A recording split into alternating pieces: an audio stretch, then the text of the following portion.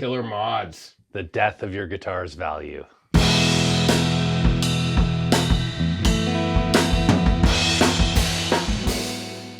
Today we're going to take a look at killer mods, personalization and customization of your guitar that maybe is a little too personal and a little too custom. I think we've all been guilty of this. You know, we get a guitar and we want to make it our own. So we do these little touches, personalization, customization, modification that's irreversible. And then one day when you go to sell that instrument, because you fall out of love with it, it's no longer stock and nobody wants it. Yeah, I'm super guilty of this. I mean, I love the idea of just making the tool into what it is that you need. And that being said, I have some guitars I can never part with because they're a little too strange. Well, they definitely become forever guitars for you, which is good and bad. But we should take a look at some of these modifications and personalizations that are guitar value killers. Okay, first up, everyone knows this, but refinishing a guitar, custom finishes, that'll kill the value.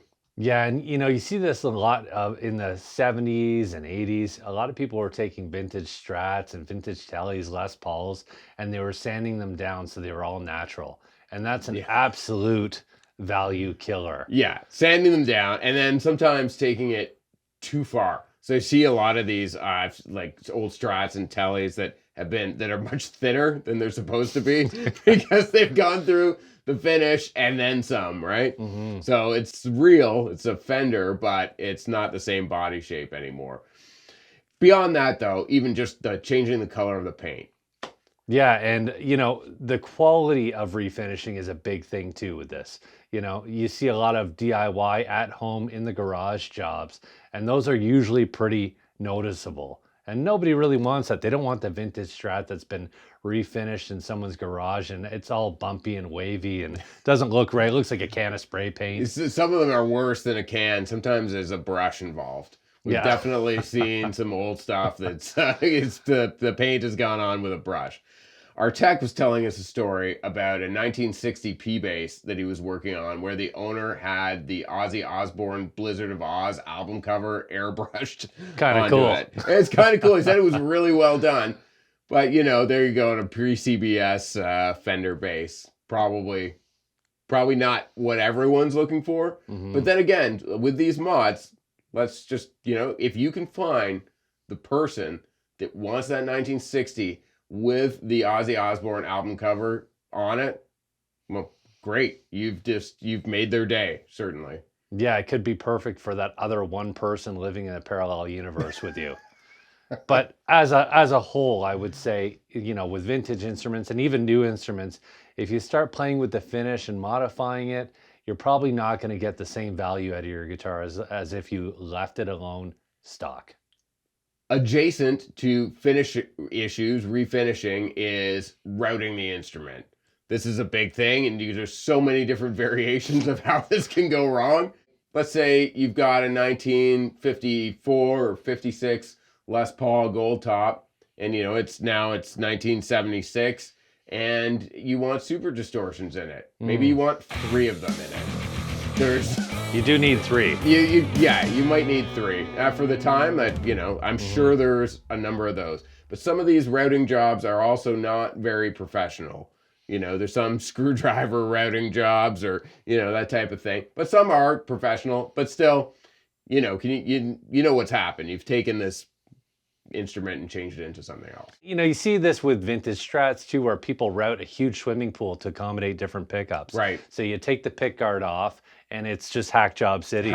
Yes. And sometimes that pick guard is just hiding an atrocity underneath. And it's not the only routing that we see. We also see routing for different bridges and different trem systems. Yes. Put that Floyd Rose, or even not a Floyd, put that Kaler? Put the Kaler on the vintage Strat. Your 63 Strat, you've got the Kaler on there. I heard a story about someone not having enough brake angle on the Bigsby they were installing on their Les Paul, so they routed the top of the Les Paul to give more brake angle for the Bigsby. It's kind of, anyway, these are horrifying stories, but at the time, you know, you need the tool for the job, and these are just guitars. They're just guitars now as well. So ultimately, if that's what you really need, just do it. The neck is great on this guitar. It's just too big, and I like more access up the heel. So I'm just going to shave down the neck. I'm going to sand it. We're not talking about steel wool here. We're talking about aggressive sandpaper. We're reshaping the neck. What could go wrong? Well, we actually saw a guy once upon a time who went so far the truss rod came out. So there is that risk that you run. You're reshaping a neck profile. Well, nobody wants that. They want the original neck profile on it if you're going to resell it. And you have to be careful because there's only so much wood there. So you're reducing that profile. Well, the truss rod's going to come out at some point. Yeah, for sure. And same goes for the heel. Like you might find something in there that wasn't meant to pop out. That's true. And the body contours too. That's another thing that we've seen. I've actually even seen people cut the headstock on a Fender Strat. I don't know if you've seen that before, but I've seen that where people have cut the headstock to change the contour of it, or even shave the body to create a cut that wasn't there before. Yeah, like an old telly and giving it a belly cut. The right guitar with the wrong frets. Bad move. Yeah, certainly. Sometimes, and we see this a lot, you want a certain type of fret in there. Well, if it's really different, if it's a really different material, or it's a really different size especially, then that's great as long as you've got the guitar. But when you go to sell it, not everyone appreciates that change, deviation from the normal. Yeah, it could be something like going to a jumbo fret or a vintage fret where they don't belong. Going to a stainless steel fret is a big one.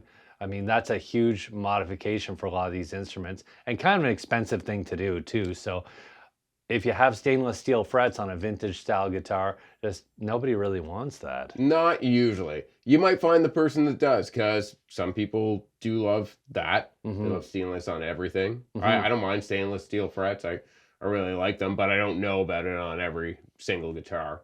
And within that vein too is re-radiusing your fingerboard. So changing the radius of your fingerboard, it's kind of like reshaping the neck. Yes. Yeah. And you want to be careful with that, or who's doing it as well, because we've seen all kinds of very strange things, like 6-inch radius down on like old like Gibson specials and stuff. I've seen some wild stuff, but generally speaking, people don't want to stray that far from what the original is. When you're ordering that guitar, that's going to be a forever guitar and you want it to be absolutely personalized and perfect for you. Remember, it is going to be a forever guitar because no one else is going to want it. Yeah. So when you go for, instead of like a tree of life, it's kind of that style inlay, but it's your cursive and it's your name across the fingerboard. That's well and good for you or someone that has your name and would like that also on their guitar. But generally speaking, that's something that you can't get away from. Yeah, it's a bold move. And even doing a build that's really, really custom where you've got, let's say, one P90, one humbucker, and some other strange, Jazzmaster hybrid pickup, and you thought it was the greatest idea ever. You've got a different bridge on there. It's going to be such a unique instrument that you will have a hard time finding that other one person that's going to like it too. It's one P90 over the edge is what it is. And that's what, you have an idea, wow, this is going to be the most versatile guitar ever. It may be. It might be. Yeah. For you, forever. Thanks for joining us today. This was a fun episode to do. It's really interesting to look at some of these mods that really wick away some of the value when you go to resell. Sure. But ultimately, again, like I said, I've done this myself. And ultimately, if it's what you need to do what you want with the tool, that's the most important thing. It just might be a forever tool. Yeah, it probably will be. Yeah. And if you like this video, please like and subscribe to see more content from us.